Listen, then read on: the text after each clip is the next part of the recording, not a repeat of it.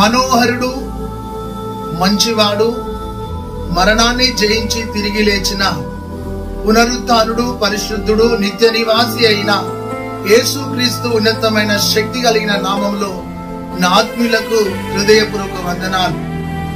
అత్యున్నతమైన సింహాసనం మీద ఆసీనుడై నిరంతరము కొనియాడబడుతూ కోటాను కోట్ల దూతల చేత పొగడబడుతున్న పరిశుద్ధుడైన యేసయ్య నామంలో వందనాలు.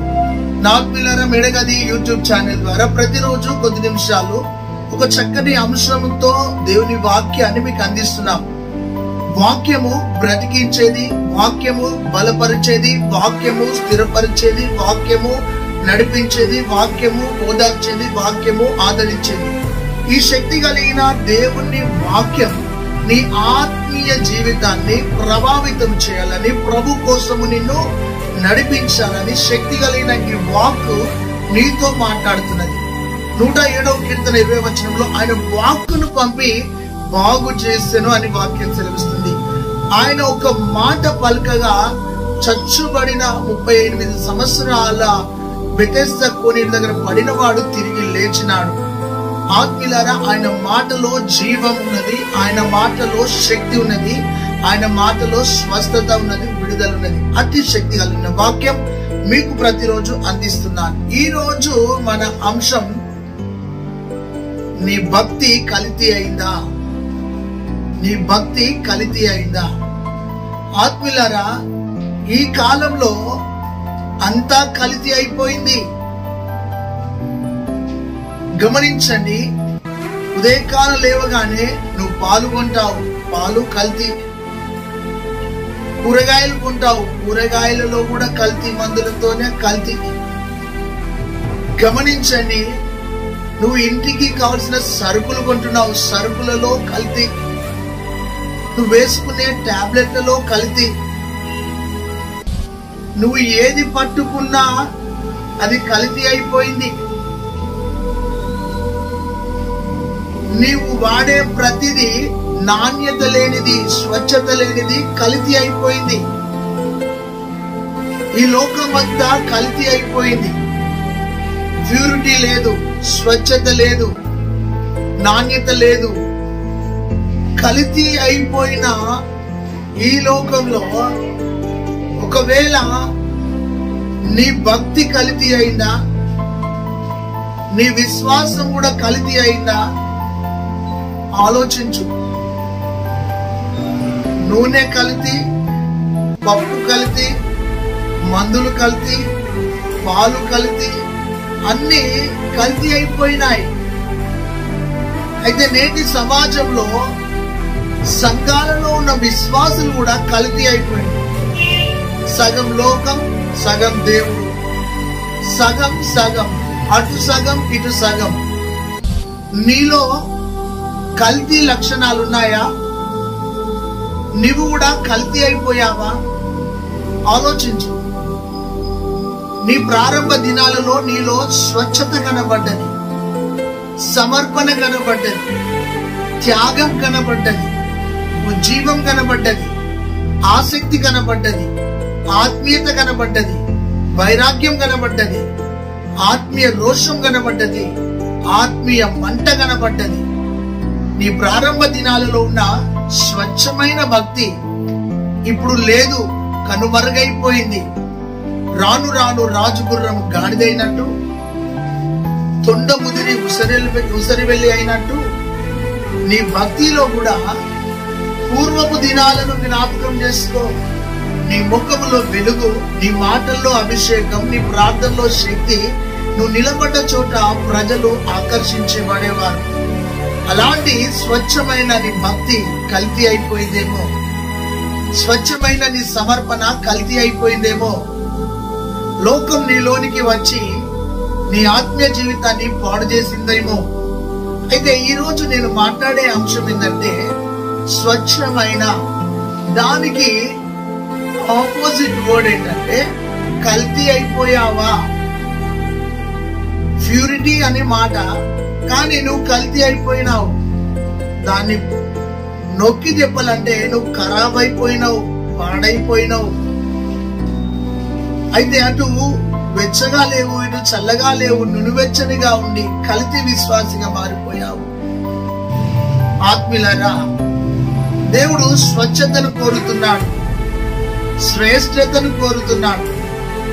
అయితే స్వచ్ఛమైన శ్రేష్టమైనవి ఒక 7 విషయాలు పరిశుద్ధాత్ముడు నీతో మాట్లాడడానికి ఇష్టపడుతున్నాడు. నిర్గమకాండం 30వ అధ్యాయము 34వ వచనంలో స్వచ్ఛమైన సాంబ్రాణితోను దేవుని సన్నిధిలోనికి రావాలి. స్వచ్ఛమైన అంటే కల్తీ లేనిది, పాడుగానిది. పులిసిన ముద్ద కొంచెమైనను మంచిదాన్ని పాడు చేస్తుంది. ఇక్కడ స్వచ్ఛమైన సాంబ్రాణితో అని ఉంది.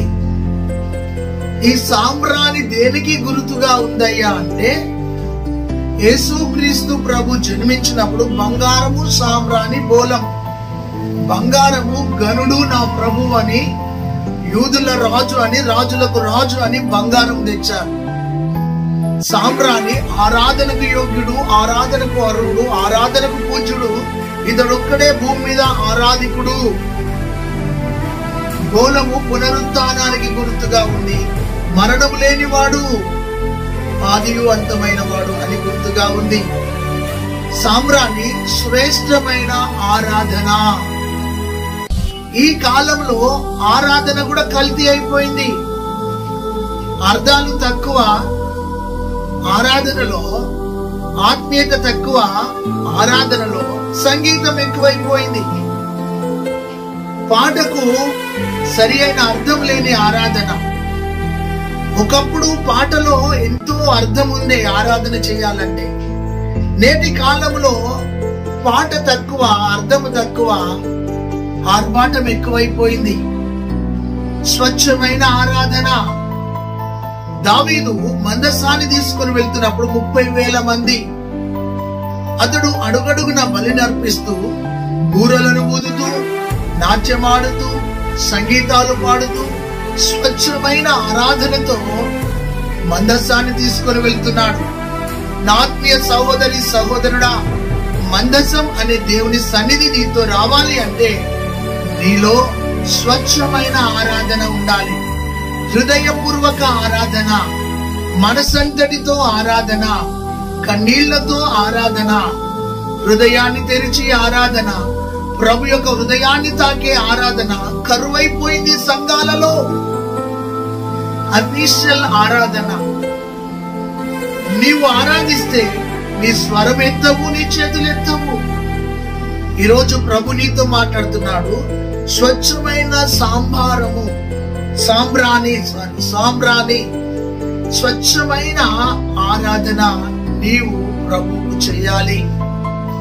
ఆత్మీయులారా, ప్రభు నీలో కోరేది ఆరాధన. దేవునికి స్తోత్రం కలుగును గాక. ఈ స్తుతి నీలో ఉందా? స్వచ్ఛమైన స్తుతి, స్వచ్ఛమైన ఆరాధన. అన్ని కోల్పోయినా నువ్వు చేయాల్సింది ఆరాధన. ఎరికో కోట గోడలను కూల్చింది ఆరాధన. కోల్పోయిన యోబు జీవితానికి సమస్తము సమకూర్చింది ఆరాధన. పౌలు శీలల జీవితాలకు విడుదలనిచ్చింది ఆరాధన. యెహోషాపాతు జీవితానికి జయాన్నిచ్చింది ఆరాధన. యెషయికి పరలోక దర్శనమిచ్చింది ఆరాధన. అబ్రహాముకు పోగొట్టుకున్న కొడుకును, సమర్పణ కలిగిన కొడుకును తిరిగిచ్చింది ఆరాధన. నీ ఆత్మీయ జీవితంలో స్వచ్ఛమైన సాంబ్రాణిని దేవుని సన్నిధికి తీసుకుని రండి. నీ వాక్యం సెలవిస్తుంది.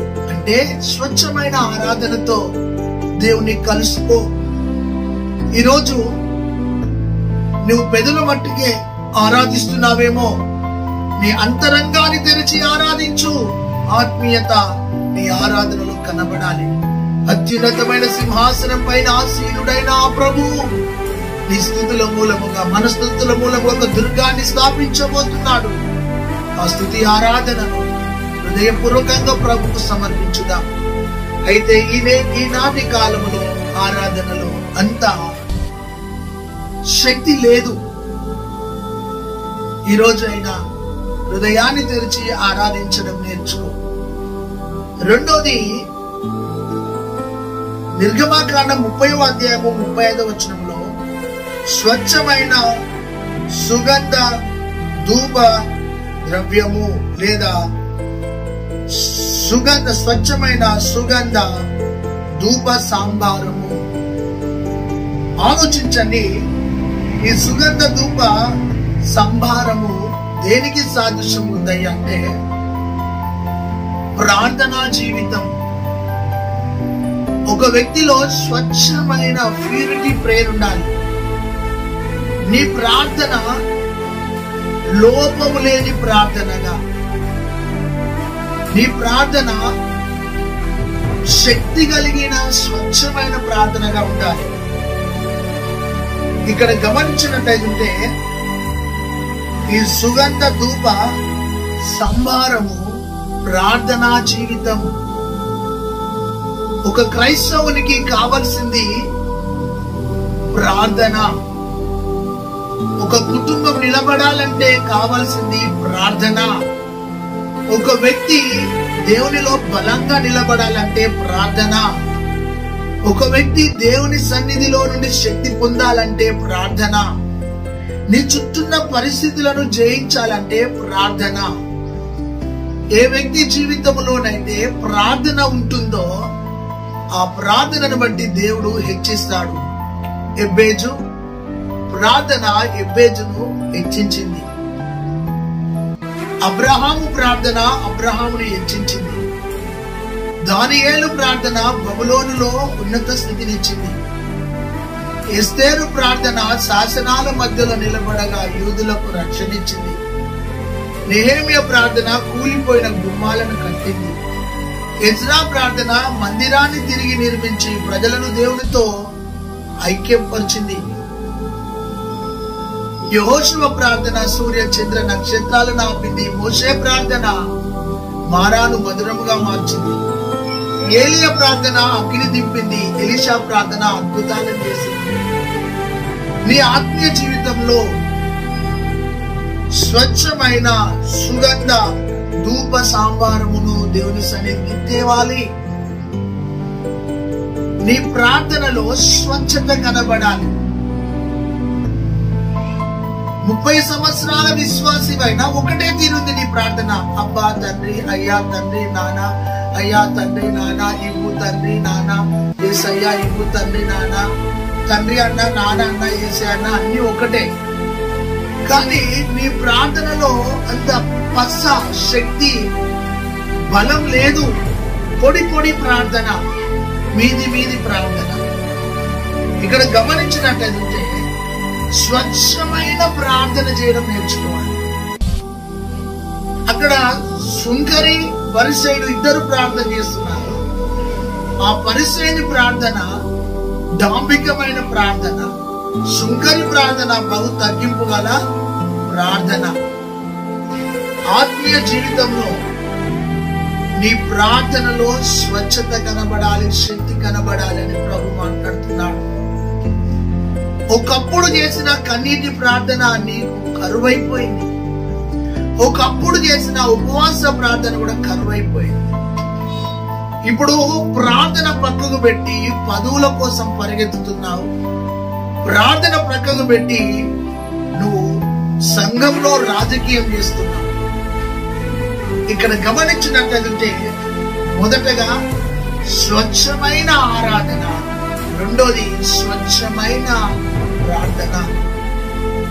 దేవునికి స్తోత్రం. నీ చిన్న ప్రార్థన నీ చరిత్రను మార్చుతుంది. ఏనోషు పుట్టిన నాటి నుండి యెహోవా నామమున ప్రార్థన చేయటం ప్రారంభమాయను. ఆత్మీయులారా, అబ్రహాము చేశాడే, 50 మంది ఉంటే రక్షిస్తావా? ఒకవేళ 10 మంది ఉంటే రక్షిస్తావా? ఒకవేళ 20 మంది ఉంటే రక్షిస్తావా? ఒకవేళ అందులో 10 మంది తక్కువైతే రక్షిస్తావా? 50 సంఖ్య నుండి 40, 30, 20, 10 కాడికి తీసుకొచ్చాడు ప్రభును. ఎంత అద్భుతమైన ప్రార్థన! ధూళిని దుమ్మును మాట్లాడుటకు తెగింపు లేని వాడిని కానీ, అయ్యా ఆ పట్టణంలో 10 మంది నీతిమంతులు ఉంటే అన్నాడు, 10 మంది కూడా లేరు. కానీ ప్రార్థనలో స్వచ్ఛత ఉంది, శక్తి ఉంది, బలం ఉంది, అభిషేకం ఉంది, అద్భుతం ఉంది. దూతలు వెళ్లి సొదొమ గొమొర్రాలకు వెళ్లి లోతు భార్య తన పిల్లలను చేతులు పట్టుకొని దూతలు పట్టుకుని వచ్చారు. స్వచ్ఛమైన ప్రార్థన, ప్రార్థన సమయాన్ని కేటాయించుకో. ముసలమ్మ ముచ్చటను పక్కకు పెట్టు, ఫోన్ పక్కకు పెట్టు, సీరియల్ చూడడం ఆపేసేయి. దేవునితో కనెక్ట్ గా లోకానుసారమైన ఆ ఇంటి విషయం, ఈ ఇంటి విషయం, ఆ పొరుగు విషయం, ఈ పొరుగు విషయం. చాలా మందికి ఎట్లుంటే మన ఇల్లు మనం చక్కగా చేసుకోం, కానీ పక్కింటి కోసం అయితే చెవులు కొరుకుంటా ఉంటాం, పక్క వ్యక్తుల కోసం చెవులు కొరుకుంటాం. ఒక వ్యక్తిని ఎత్తి చూపేటప్పుడు 4 వేళ్లు మనల్ని చూపిస్తున్నాయని మనం మాట్లాడుకోవాలి. మన ఎన్ను మనకు కనబడేది, ఇతరుల వెన్ను మాత్రం చక్కగా కనబడుతుంది.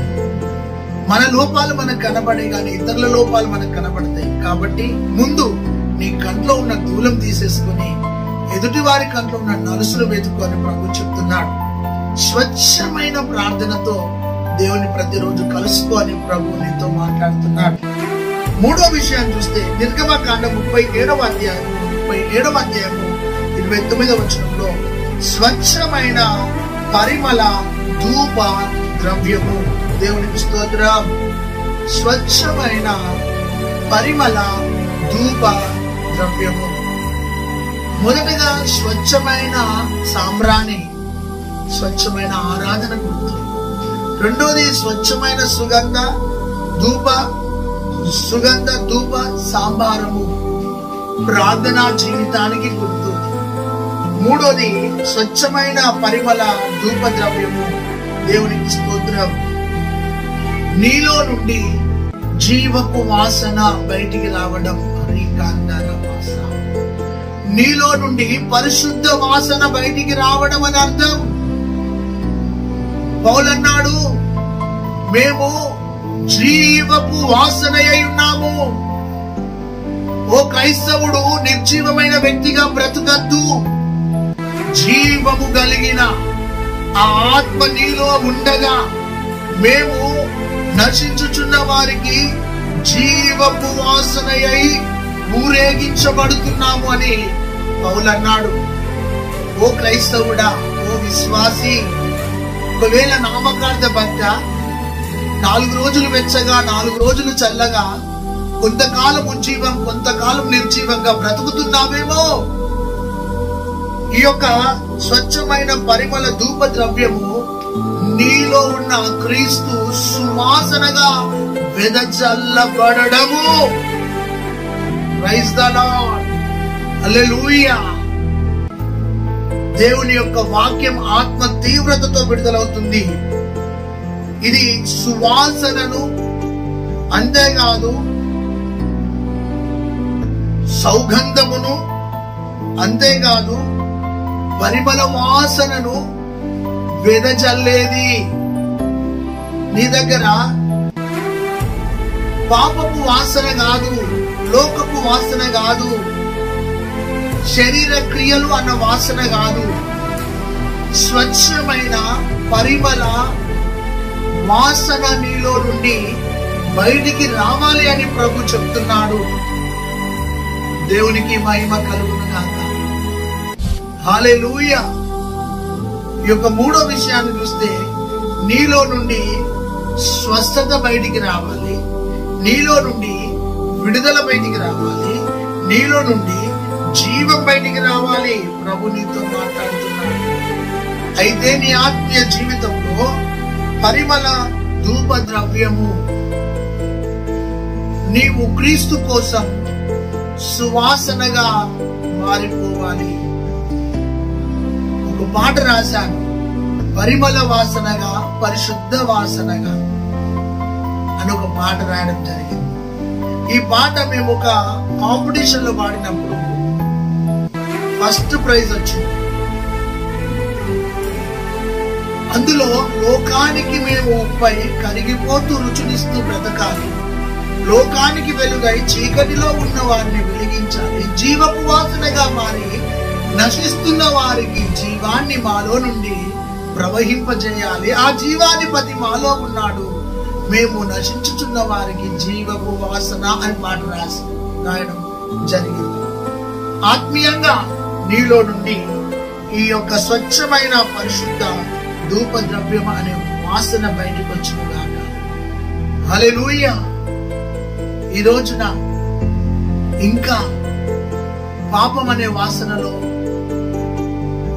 లోకం అనే వాసనలో ఉన్నావేమో. కొందరి దగ్గర సారా బ్రాండ్ విస్కీ తాగే వాళ్ళ దగ్గర ఆ వాసన వస్తుంది. గుట్కా అంబర్ తినే వాళ్ళ దగ్గర అదే వాసన వస్తుంది. కొందరి దగ్గర నోరు దుర్వాసన వస్తుంది, కొందరి దగ్గర చెమట దుర్వాసన వస్తుంది. అది ఈ భౌతికంగా శరీరాలను బట్టి. సో మరి అంతరంగంలో కూడా ఒక వాసన. వాక్యం నీలో పనిచేస్తలే అంటే డాష్. దేవునికి దూరంగా ఉన్నావంటే నువ్వు పాపం వాసనలో ఉన్నావు. నీ ఆత్మీయ జీవితాన్ని సరి చేసుకో. ప్రభువే నీతో సూటిగా తేటగా మాట్లాడుచున్నాడు. దేవుడికి స్తోత్రం. 4వ విషయాన్ని చూస్తే స్వచ్ఛమైన అన్న అంశంతో దేవుడు నీతో మాట్లాడుతున్నాడు. నీలో కల్తీ అయిపోయింది భక్తి, అంతా ఖరాబ్ అయిపోయింది భక్తి. మనసులో కల్తీ, చూపులో కల్తీ, మాటలో కల్తీ, నడకలో కల్తీ, హృదయంలో కల్తీ. నీ యొక్క సమస్తం కల్తీ అయిపోయింది. నీ శరీరంలో కూడా కల్తీ అయిపోయింది. నీలో స్వచ్ఛత పోయింది. నీలో లోకం వచ్చింది నీలోనికి. అయితే స్వచ్ఛమైన సాంబ్రాణి, స్వచ్ఛమైన సుగంధ ధూప సాంబారము, స్వచ్ఛమైన పరిమళ ధూప ద్రవ్యము. 4వది 119వ కీర్తన 140 వచనంలో, మిక్కిలి స్వచ్ఛమైన మాట చేత నీ సేవకుని బ్రతికించు లేదా బలపరచు. స్వచ్ఛమైన వాక్యము. వాక్యంలో స్వచ్ఛత ఉండాలి. నీ వాక్యము నాకు దొరకగా నేను దాన్ని భుజించి తిని. దేవునికి స్తోత్రం. నీ వాక్యము జుంటి తేనె దారల కంటే మధురం. స్వచ్ఛమైన వాక్యం చేత నీ ఆత్మ సంబంధమైన ఇంటిని కట్టుకో. స్వచ్ఛమైన బోధలో స్థిరపరచబడు. స్వచ్ఛమైన బోధలో అంటగట్టబడు. ఈ స్వచ్ఛమైన బోధలో నీ అంతరంగాన్ని శుద్ధి చేసుకో. మా కనులతో ఏది చూచామో, మా చేతులతో దేనిని తాకామో దానికి మేము సాక్షులమై ఉన్నాము.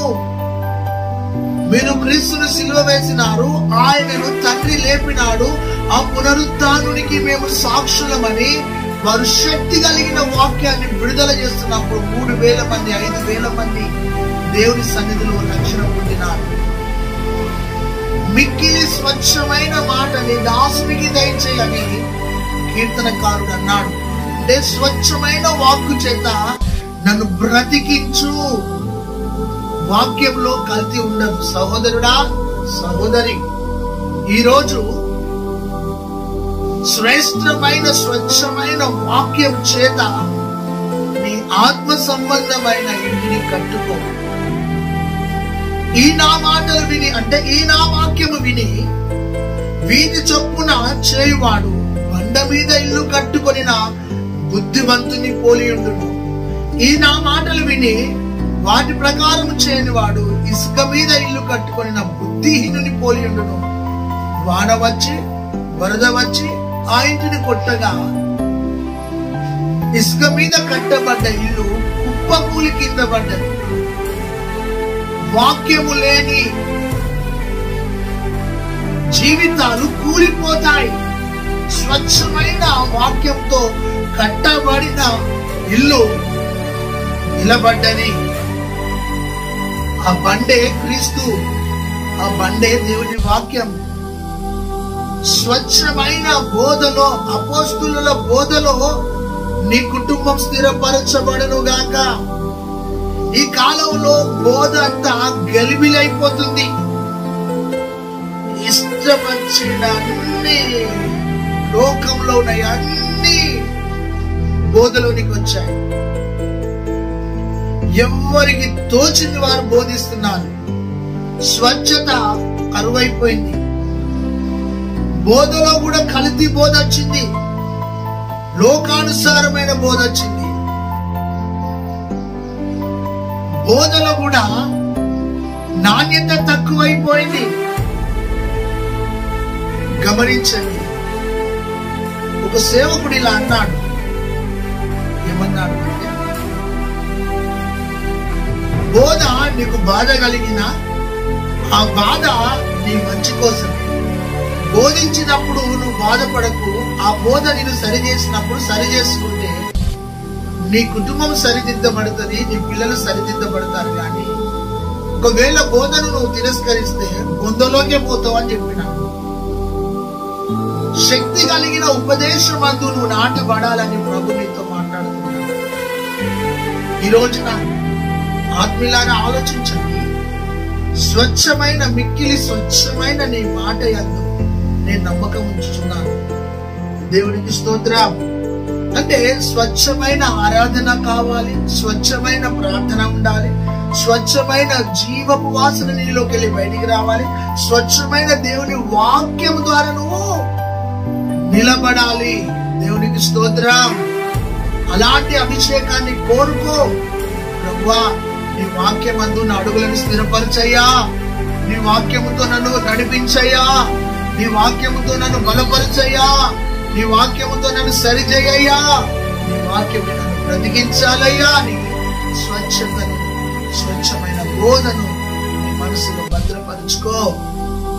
5వ విషయాన్ని చూస్తే ఆత్మీయులారా, పరమగీతాల గ్రంథం 6వ అధ్యాయం 10వ వచనంలో ప్రియుడు తన సంఘంతో చెప్తున్నాడు, స్వచ్ఛమైన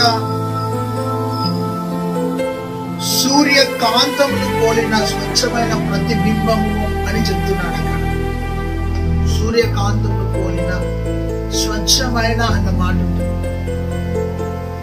ఎవరు ఈ యొక్క స్త్రీ అంటే దేవుని సంఘం.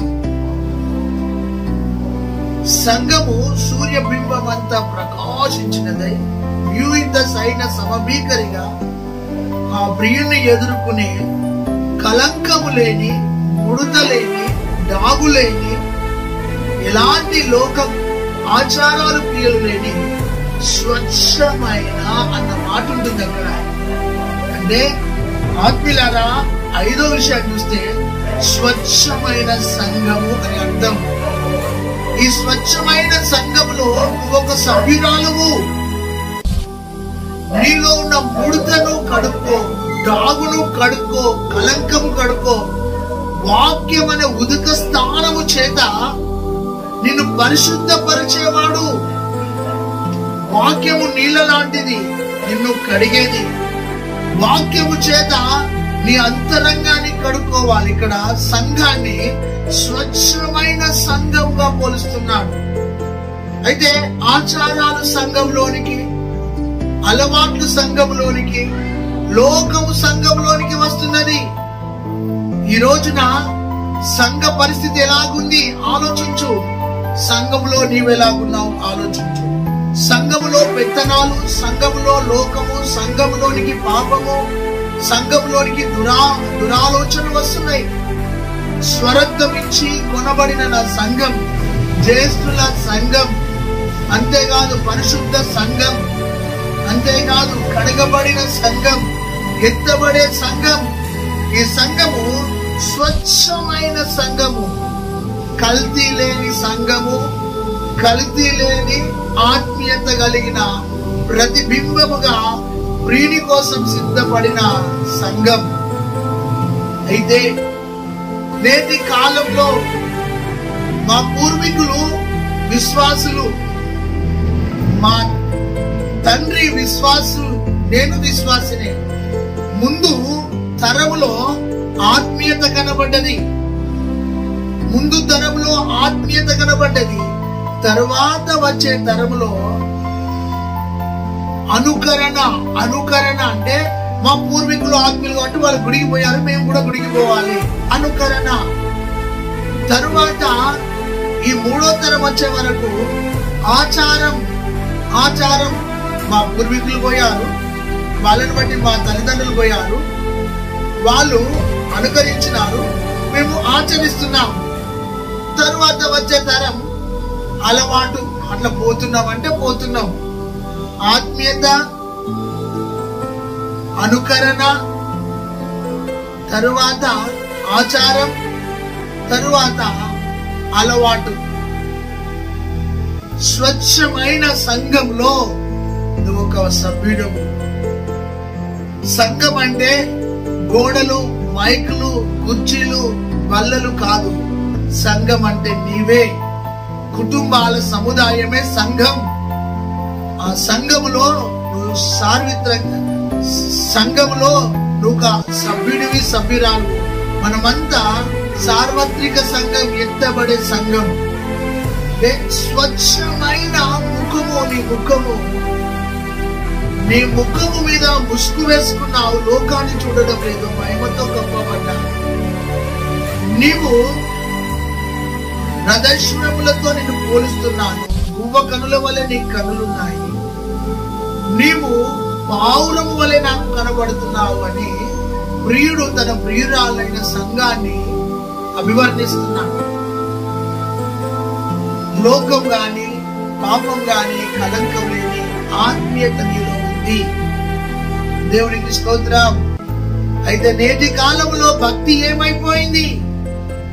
కల్తీ. సమర్పణ ఏమైపోయింది? కల్తీ. ఆరాధనలో ఏమైపోయింది? కల్తీ. ఆత్మీయత ఏమైపోయింది? కల్తీ అయిపోయింది. వాక్య పరిచయం ఏమైంది? కల్తీ అయిపోయింది. నువ్వేమైపోయినావు? నువ్వు కూడా కల్తీ. నీ కుటుంబం ఏమైపోయింది? అన్యులతో కల్తీ. ఆదివారం ఎక్కడ? లోకంలో కల్తీ అయిపోయినావు. ఆదివారం ఎక్కడ? ఫంక్షన్ లో కల్తీ అయిపోయినావు. నువ్వు కల్తీ అయిపోయిన బిడ్డగా బ్రతుకుతున్నావు ఎందుకు? నీలో స్వచ్ఛత ఏది? ప్రభు అడుగుతున్నావు. ప్రభు ఈ రోజు నిన్ను దర్శిస్తుండగా, ప్రభువా సగం అటు సగం ఇటున్న నా జీవితంలో తండ్రి, నేను సార్వత్రిక సంఘంలో కల్తీ లేని బిడ్డగా ఎత్తబడడానికి నన్ను పరిపూర్ణమైన స్వచ్ఛత నాకు అనుగ్రహించినందుకు స్తోత్రం అని దేవునికి సమర్పించు. ఆరో విషయాన్ని చూస్తే మొదటి రాజుల గ్రంథం 5వ అధ్యాయం 11వ వచనంలో సొలొమోను రాజు స్వచ్ఛమైన పండ్లను, స్వచ్ఛమైన ఆహారాన్ని హిరాముకు ఇచ్చినాడు. ఏటాట ఇచ్చినాడు, వాడుక చొప్పున ఇచ్చినాడు.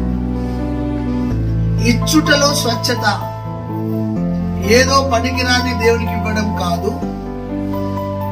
నీవు తిని ఎంగిలి చేసింది దేవునికి ఇవ్వడం కాదు. నీవు స్వచ్ఛమైంది ఇవ్వడం నేర్చుకోవాలి. స్వచ్ఛమైంది దేవునికి ఇవ్వడం నేర్చుకోవాలి. శ్రేష్టమైంది దేవునికి ఇవ్వడం నేర్చుకోవాలి. ఇచ్చుటలో కూడా కల్తీ అయిపోయినావు. నువ్వంతా వాడుకొని ఏదో మిగిలింది దేవునికి ఇవ్వడం మంచిది కాదు. మనసు మార్చుకో. గమనించండి, వారు షిలోహులో ఏటేట వచ్చుచున్నప్పుడు పరిశుద్ధమైంది, ప్రతిష్ఠించబడ్డది, స్వచ్ఛమైనది, నిర్దోషమైనది దేవుని సన్నిధికి తీసుకొచ్చారు. స్వచ్ఛమైనవి దేవునికి ఇచ్చుట. ఇచ్చేవి 3. స్వచ్ఛమైన నీ హృదయాన్ని, నీలో సంపాదించింది కల్తీ లేని స్వచ్ఛమైన దేవునికి. 3వది నీ టైం, స్వచ్ఛమైన నీ టైం. అయితే స్వచ్ఛమైంది లేదు, ఇప్పుడు పాడైపోయింది. చూడండి, నీ ఆత్మీయ జీవితంలో ప్రభువే నిన్ను దర్శిస్తున్నాడు. ప్యూరిటీ లేదు. నీ ఆత్మీయ జీవితాన్ని తొంగి చూసుకో. ప్రభువా, నా ఆత్మీయ జీవితంలో స్వచ్ఛమైంది ఏమీ కనబడలేదు ప్రభు. ఈరోజు నన్ను రూపాంతరపరచు ప్రభు అని నువ్వు అడుగు. ప్రభు నిన్ను రూపాంతరపరచడానికి ఇష్టపడుతున్నాడు. దేవునికి మహిమ కలుగును గాక. చివరిగా ప్రకటన గ్రంథం 7వ విషయాన్ని, ప్రకటన గ్రంథం 21వ అధ్యాయము 18వ వచనం 21వ వచనంలో చూస్తే, స్ఫటికముతో స్వచ్ఛమైన శుద్ధ సువర్ణ పట్టణములోనికి మనం వెళ్తాం. స్వచ్ఛమైన సువర్ణముతో కూడిన పట్టణం.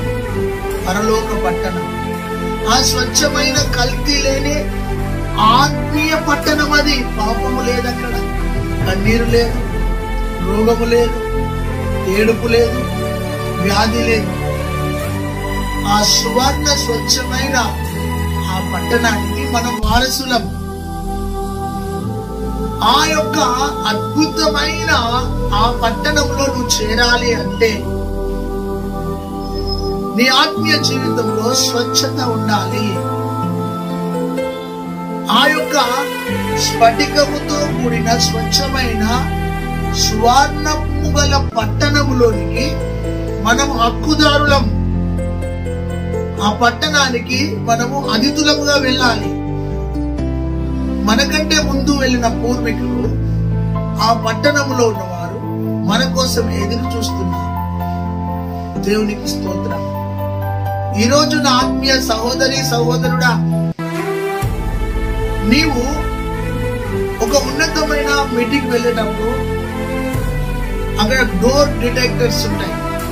నీలో మరణ ఆయుధాలుంటే నిన్ను ఆ సైరన్ మోగాన్ని తీసి పక్కన పెడతా. చూడండి, ఈ భూమి మీద ఏదైనా ఒక ఉన్నతమైన కాన్ఫరెన్స్ వెళ్ళేటప్పుడు డోర్ డిటెక్టర్లకి వెళ్ళాలి. సైరన్ మోగాన్ని నేను పక్కన పెడతాను. ఎందుకు? నువ్వు అక్కడికి వెళ్ళడానికి అర్హుడవు కాదు అని ప్రభు చెప్తున్నాడు. ఆ స్ఫటికముతో చేయబడిన స్వచ్ఛమైన స్వర్ణముతో చేయబడిన ఆ బంగారపు పట్టణానికి, పరలోక రాజ్యానికి మనం వెళ్ళాలి అంటే నీలో కల్తీ ఉండద్దు అని చెప్తున్నాడు. అయితే 7 విషయాలు ప్రభు నీతో మాట్లాడినాడు. స్వచ్ఛమైన ఆరాధన, స్వచ్ఛమైన ప్రార్థన, స్వచ్ఛమైన జీవోపవాసన, స్వచ్ఛమైన దేవుని వాక్యము, స్వచ్ఛమైన కానుక, స్వచ్ఛమైన సంఘము, స్వచ్ఛమైన దేవుని రాజ్యం. ఆ స్వచ్ఛమైన ఉన్నతమైన రాజ్యానికి వెళ్ళాలి అంటే నీలో కల్తీ ఉందా తొంగి చూసుకో, మురికి ఉందా తొంగి చూసుకో, పాపం ఉందా తొంగి చూసుకో, శరీర కోరికలు ఉన్నాయా తొంగి చూసుకో. నీలో దేవునికి ఆయాసకరమైనది ఏది ఉన్నా ఈరోజు దాన్ని తొలగించుకో. ప్యూరిటీ, స్వచ్ఛమైన భక్తిని దేవుడు నిన్ను నీ కుటుంబాన్ని దీవించి బలపరిచి ఆశీర్వదించును గాక. కల్తీ ఉంటే తీసేసుకో. నీ మనసును ఖరాబ్ చేసుకోకు, నీ కుటుంబాన్ని పాడు చేసుకోకు, నీ భక్తిని పాడు చేసుకోకు. ప్రార్థన. పరిశుద్ధుడా, ఈ వాక్యాన్ని నీరుగట్టి ఫలింపజేసి ప్రతి హృదయాన్ని నూతన పరచుమని, మాలో కల్తీ లేని విశ్వాసం, కల్తీ లేని ఆరాధన, కల్తీ లేని సమర్పణ, ఒకవేళ మాలో కల్తీ ఉంటే, లోకం ఉంటే, ఆశలు కోరికలు పాపం ఉంటే కాల్చివేసి పరిపూర్ణత పరిశుద్ధత మాకు దయచి క్రీస్తు యేసు మనసు మాకు అనుగ్రహించు. యేసు నామములో ప్రార్థించి పొందినాము తండ్రి.